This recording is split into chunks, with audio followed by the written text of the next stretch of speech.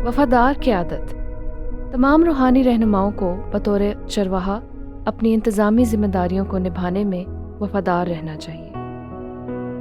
میں زکریا امیر ہوں۔ یہ اصول دراصل یسوع مسیح کی زندگی سے لیا گیا ہے جب وہ یروشلم کی طرف جا رہا تھا۔ ہجوم اس کے پیچھے پیچھے تھا، لیکن اس کے نزدیک وہ 12 شاگرد ہیں جنہیں اس نے رسول کہا تھا، اور وہ سچائی جو وہ سکھا رہا ہے اس وقت جب وہ یروشلم کی طرف بڑھ رہے تھے۔ لہٰذا ہم اس پر ایک نظر ڈالنا چاہتے ہیں، اور آپ دیکھیں گے کہ پورے نئے عہد نامے میں بھی اس اصول کی تصدیق کی گئی ہے۔ لہٰذا میں ایک ایسے سوال کے ساتھ شروع کرنا چاہتا ہوں جو پطرس نے یسوع سے ایک تمثیل کے بیان کے بعد پوچھا تھا۔ پھر ہم واپس جا کر دیکھیں گے کہ اس نے یہ سوال کیوں پوچھا، اور وہ سوال یہ ہے، پطرس نے کہا، اے خداوند، تو یہ تمثیل ہم ہی سے کہتا ہے یا سب سے؟ خیر، یہ وہ سوال ہے جو اس نے تمثیل کے بعد پوچھا۔ تو آئیے لوکا کی معرفت انجیل کے 12ویں باب کی 35ویں آیت میں دی گئی تمثیل کو دیکھیں۔ یسوع نے کہا، تمہاری کمریں بندی رہیں اور تمہارے چراغ جلتے رہیں، اور تم ان آدمیوں کی مانند بنو جو اپنے مالک کی رات دیکھتے ہیں کہ وہ شادی میں سے کب لوٹے گا، تاکہ جب وہ آ کر دروازہ کھٹکھٹائے تو وہ فوراً اس کے واسطے کھول دیں۔ اب مجھے اس کو پڑھنے کے ساتھ ساتھ اس کو بیان اور اس کی تشریح کرنے دیں۔ مجھے یقین ہے کہ جب یسوع نے مالک کی اصطلاح استعمال کی تو وہ اپنے آپ کا حوالہ دے رہا ہے۔ وہ مالک ہے، وہ خداوند اور مالک ہے، اور پھر یسوع مسیح اس اصول کو جاری رکھتے ہوئے کہتا ہے، مبارک ہے وہ نوکر جن کا مالک آ کر انہیں جاگتا پائے۔ اب یہ شاید وہ بات ہے جس نے پطرس کو الجھایا، کیونکہ اس نے کہا، اے خداوند، تو یہ تمثیل ہم ہی سے کہتا ہے یا سب سے؟ اور بھی بہت سے لوگ تھے جو اس کے پیچھے چل رہے تھے۔ آئیے دیکھتے ہیں کہ یسوع نے اس تمثیل کو جاری رکھتے ہوئے کیا تعلیم دی۔ میں تم سے سچ کہتا ہوں کہ وہ کمر باندھ کر انہیں کھانا کھانے کو بٹھائے گا اور پاس آ کر ان کی خدمت کرے گا، اور اگر وہ رات کے دوسرے پہر میں یا تیسرے پہر میں آ کر ان کو ایسے حال میں پائے تو وہ نوکر مبارک ہیں۔ اب یہ ایک بہت اہم بیان ہے، مبارک ہیں وہ نوکر۔ تو یہاں ہمارے پاس یہ تمثیل ہے۔ اب ایک بار پھر اپنے آپ کو وہ سوال یاد دلاتے ہیں۔ پطرس نے کہا، اے خداوند، تو یہ تمثیل ہم ہی سے کہتا ہے یا سب سے؟ اور یسوع نے پطرس کے سوال کا یہ جواب دیا، مبارک ہے وہ نوکر جس کا مالک آ کر اس کو ایسا ہی کرتے پائے۔ اب ذاتی طور پر مجھے لگتا ہے کہ یسوع جو کہہ رہا ہے وہ بنیادی طور پر ان 12 شاگردوں کے لیے ہے جو اس کے ساتھ موجود ہیں۔ اب آپ جانتے ہیں کہ یسوع اکثر سکھاتا تھا، لیکن اس کی توجہ 12 شاگردوں پر تھی، کیونکہ وہ سب سن رہے تھے جو وہ تمام سننے والوں کو سکھا رہا تھا۔ لہٰذا یسوع اس معنی میں ہجوم سے بات کرتے ہوئے معنی میں 2 کام ایک ساتھ کر لیتا ہے، لیکن ان 12 شاگردوں کے لیے اس کا ایک خاص مقصد تھا۔ اور میرے خیال میں جب وہ یہاں لفظ نوکر استعمال کرتا ہے تو وہ سب سے پہلے ان 12 شاگردوں کی طرف اشارہ کرتا ہے۔ مبارک ہے وہ نوکر جس کا مالک یعنی یسوع مسیح، جس کا مالک آ کر اس کو ایسا ہی کرتے پائے۔ میں تم سے سچ کہتا ہوں کہ وہ اسے اپنے سارے مال پر مختار کر دے گا، مگر جس نے نہ جان کر مار کھانے کے کام کیے وہ تھوڑی مار کھائے گا، اور جسے بہت دیا گیا اس سے بہت طلب کیا جائے گا۔ اب ذاتی طور پر مجھے یقین ہے کہ یسوع یہاں کلیسیا کی بنیاد رکھ رہا ہے، یسوع مسیح کا بدن جسے یسوع تعمیر کرے گا۔ یاد رکھیں اس نے کہا تھا کہ میں اپنی کلیسیا بناؤں گا، اور وہ ایک ایسی چیز کی طرف پیش قدمی کر رہا ہے جسے رسولوں نے نہیں سمجھا۔ وہ یہ نہیں سمجھتے تھے، ہجوم کو بھی یقیناً یہ بات سمجھ نہیں آئی، لیکن یہ ایک بھید ہے جو ظاہر ہونے والا ہے، اور پولس افسیوں کے خط میں اس کا ذکر کرتا ہے جب وہ کہتا ہے، وہ بھید جو اس کے مقدس رسولوں اور نبیوں پر روح میں اب ظاہر ہو گیا ہے، اور وہ بھید یسوع مسیح کی کلیسیا کا وہ حیرت انگیز تصور ہے جو واقعی پینتیکوست کے دن، جس نے پینتیکوست کے دن جنم لیا۔ اور اگر آپ نئے عہد نامے کے خطوط پڑھیں گے تو آپ یہ دیکھنا شروع کر سکتے ہیں کہ یسوع اس مثال کے ساتھ کس طرف جا رہا ہے، جیسا کہ وہ سب سے پہلے ان 12 شاگردوں سے بات کر رہا ہے، اور یہ وہی ہے جو پولس نے افسیوں 4 باب میں لکھا، اور اسی نے بعض کو رسول اور بعض کو نبی اور بعض کو مبشر اور بعض کو چرواہا اور استاد بنا کر دے دیا۔ اب میرا خیال ہے اصل میں اس کا ترجمہ کرنا بہتر ہے کہ یسوع مسیح نے ان توڑوں سے بھرپور افراد کو نبی، مبشر اور استاد کو خدمت کے کام کے لیے دیا ہے۔ اور اسی طرح جب آپ پولس رسول جیسے آدمی کو دیکھتے ہیں، اس کے پاس بہت سے توڑے تھے۔ وہ ایک رسول تھا جس کی تصدیق ان معجزات سے ہوتی ہے جو اس نے کیے۔ وہ ایک نبی بھی تھا۔ یاد رہے کہ انطاکیہ میں پہلی بار خدمت کے لیے سفر پر روانہ ہونے سے پہلے وہ کئی آدمیوں کے ساتھ تھا جنہیں نبی اور استاد کہا جاتا تھا، اور وہاں آپ ان توڑوں کا امتزاج دیکھتے ہیں، نبی اور استاد۔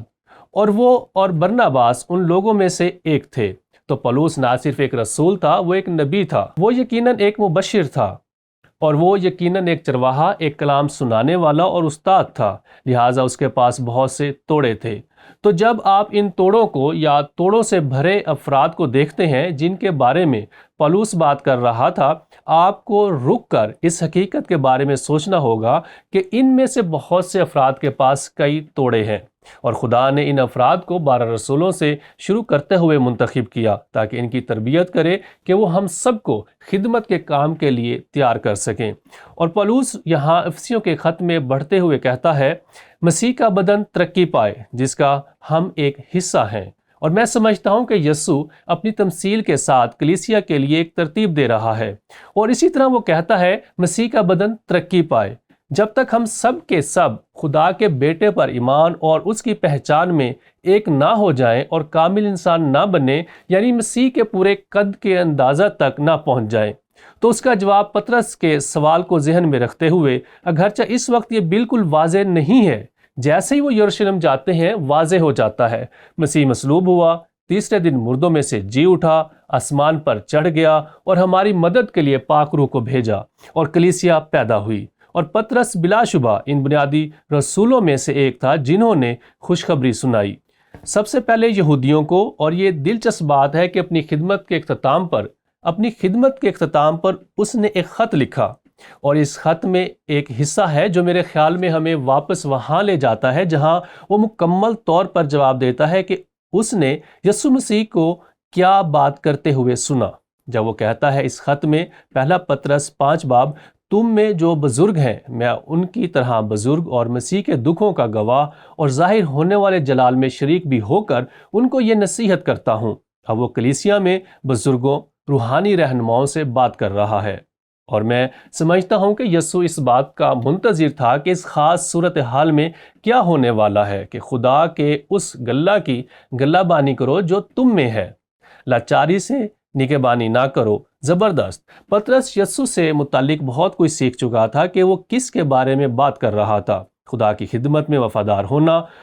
اور وہ کہتا ہے کہ یہ خدا کی مرضی ہے، بلکہ خدا کی مرضی کے موافق خوشی سے اور ناجائز نفع کے لیے نہیں بلکہ دلی شوق سے۔ در حقیقت معاملہ یہ ہے کہ پطرس کی زندگی کے اس موڑ پر جب یسوع یہ تمثیل سکھا رہا تھا، اس وقت یعقوب اور یوحنا کی زندگیوں میں، جیسا کہ یسوع تمثیل میں وفادار رہنے اور خدمت کرنے کے بارے میں سکھا رہا تھا، ان کو ذرا بھی اندازہ نہیں تھا، کیونکہ یعقوب اور یوحنا ابھی تک یسوع کے دائیں اور بائیں ہونے کی طاقت حاصل کرنے کے لیے کوشاں تھے، یہاں تک کہ متی نے اس حقیقت پر بھی اپنا ذہن بنا لیا تھا کہ جیسے شاید وہ اسرائیل کا CEO بننے والا تھا، کیونکہ یسوع بادشاہ تھا۔ وہ اسے پوری طرح نہیں سمجھے تھے،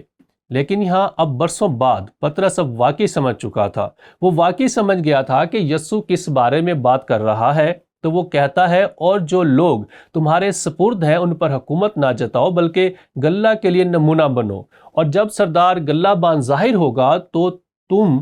کو جلال کا ایسا صحرا ملے گا جو مرجھانے کا نہیں۔ اور کیا یہ دلچسپ نہیں ہے کہ یہ بات یسوع کی کہی ہوئی باتوں سے کیسے مطابقت رکھتی ہے کہ اگر تو وفادار رہے پھر تجھے ایک خادم کے طور پر اجر ملے گا جو خدمت کرتا ہے اور میرے منصوبے کو پورا کرتا ہے اور زمین کی حدوں تک خوشخبری پہنچاتا ہے۔ تو یہ ایک دلچسپ تمثیل ہے۔ میں سمجھتا ہوں کہ یسوع نے اس شاندار تصور کے قائم کرنے کے لیے تمثیل کہی تھی کہ اگر ہم یسوع مسیح کو جانتے ہیں تو ہم سب اس میں شامل ہیں، اور وہ یسوع مسیح کی کلیسیا ہے۔ تو غور و خوض کے لیے سوال یہ ہے، کرنتھیوں کو پولس کی نصیحت کیسے مدد کرے گی کہ وہ روحانی رہنماؤں سے متعلق یسوع کی تعلیمات کی وضاحت کرے؟ اور یہ دلچسپ ہے، اگر آپ اس خط پر واپس جائیں جو پولس نے کرنتھیوں کے نام لکھا تھا، اور پہلا کرنتھیوں 3 باب کی 9ویں آیت پر غور کریں، وہ یہ کہتا ہے، کیونکہ ہم خدا کے ساتھ کام کرنے والے ہیں اب وہ عام طور پر کلیسیا سے بات نہیں کر رہا، وہ اپنے بارے میں بات کر رہا ہے، وہ رسولوں کے بارے میں بات کر رہا ہے، وہ دوسرے لوگوں کے بارے میں بات کر رہا ہے جو رسولوں کی مدد کرنے میں اور خدا کے عظیم کام کو انجام دینے میں بہت زیادہ ملوث تھے۔ ہم خدا کے ساتھ کام کرنے والے ہیں، اور پھر وہ کہتا ہے تم خدا کی کھیتی۔ کرنتھس کی کلیسیا سے مخاطب ہو کر وہ اسے استعارتاً استعمال کر رہا ہے، اور خدا کی عمارت ہو وہ ایک اور استعارہ استعمال کرتا ہے اور پھر وضاحت کرتا چلا جاتا ہے۔ وہ کہتا ہے میں نے اس توفیق کے موافق جو خدا نے مجھے بخشی دانہ معمار کی طرح نیو رکھی۔ اب ذہن میں رکھیں، پالوس کرنتھس آیا اور اس کلیسیا کو شروع کیا، دانہ معمار کی طرح نیو رکھی، اور دوسرا اس پر عمارت اٹھاتا ہے۔ اب یہ سمجھنے کے لیے کہ وہ کیا کہہ رہا ہے، آپ کو خط کے ابتدائی حصے پر واپس جانا پڑے گا، کیونکہ کرنتھس میں سے کچھ لوگ کہہ رہے تھے ہم اپلوس کی پیروی کرتے ہیں، بعض نے کہا ہم پترس کی پیروی کرتے ہیں، اور پھر کچھ تھے جنہوں نے کہا نہیں ہم پالوس کی پیروی کرتے ہیں، اور پھر ایسے بھی تھے جو روحانی طور پر جھوٹ کہتے ہیں کہ ہم یسوع کے پیچھے چلتے ہیں، اور اس طرح پالوس ان کے درمیان اس اختلاف سے نمٹ رہا ہے کہ وہ کس کی پیروی کر رہے ہیں، اور اس طرح پالوس رسول اس مسئلے سے نمٹتا ہے اور وہ کہتا ہے پس ہر ایک خبردار رہے کہ وہ کیسی عمارت اٹھاتا ہے، یہی وہ بنیاد ہے۔ وہ یہاں اس حوالے میں روحانی رہنماؤں کے بارے میں بات کر رہا ہے، اور آگے کہتا ہے کیونکہ سوا اس نیو کے جو پڑی ہوئی ہے، اور وہ جس کو بنیاد کہہ رہا ہے کہ میں نے رکھ دی ہے، اور وہ یسوع مسیح ہے، اور وہ بنیاد یسوع مسیح ہے، کوئی شخص دوسری بنیاد نہیں رکھ سکتا۔ اور اگر کوئی اس نیو پر سونا یا چاندی یا بیش قیمت پتھروں یا لکڑی یا گھاس یا بھوسے کا ردہ رکھے، اس کے برعکس وہ پھر کہتا ہے تو اس کا کام ظاہر ہو جائے گا، یعنی خدا کے ہر بندے کو جسے یسوع نے اپنی کلیسیا کو تعمیر کرنے کے لیے بلایا ہے، کیونکہ جو دن آگ کے ساتھ ظاہر ہوگا وہ اس کام کو بتا دے گا، اور وہ آگ خود ہر ایک کا کام آزما لے گی کہ کیسا ہے۔